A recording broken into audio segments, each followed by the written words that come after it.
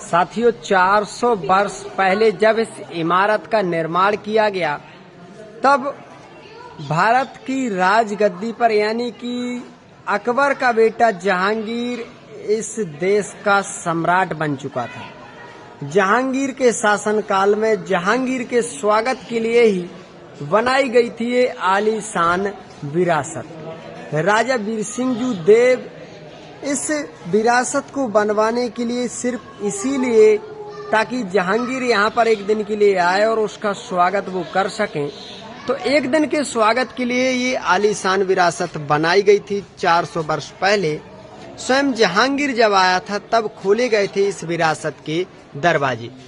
यहाँ पर हर एक छतरी जो आपको ऊपर दिखाई दे रही है, नीचे दिखाई दे रही है, तो जहांगीर जब इस आंगन में आया था, नृत्य वगैरह वहाँ पर हो रहा था, पानी के कुंड भरे हुए थे, तो हर एक छतरी से सुंदर दासियां, रानियां, राजकुमारियां खड़ी होकर फूलों की बारिश कर रही थी और यहाँ दरवाजों से उसका आगमन हो रहा था। सामने एक मुख्य दरवाजा अभी बना हुआ है।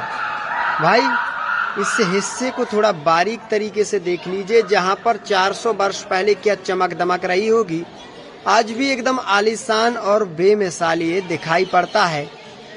उस समय इसके इतने सारे कमरे, इतने सारे कक्ष बनाए गए कि आज भी उनमें ताले लगे हुए हैं। कहते हैं कि राजा महाराजाओं का जो कीमती सामान वगैरह है वो आज भी इस महल के किन्हीं धरती तल के कक्षों में रखा हुआ है।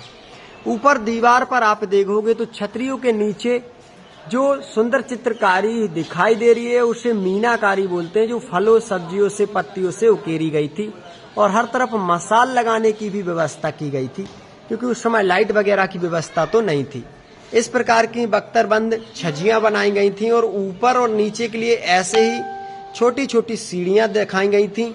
मोटी मोटी दीवारें बनाई गई थी जिनके अंदर राजा रानियां कभी समय गुजारा करते थे।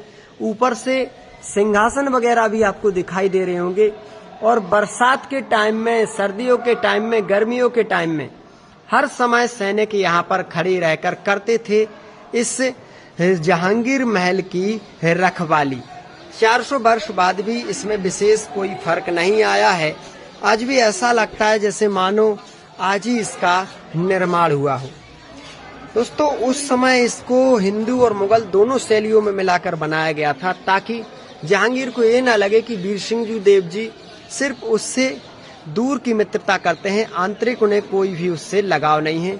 तो जहांगीर की मित्रता को ध्यान में रखते हुए ही इस विरासत की जो बनावट है कुछ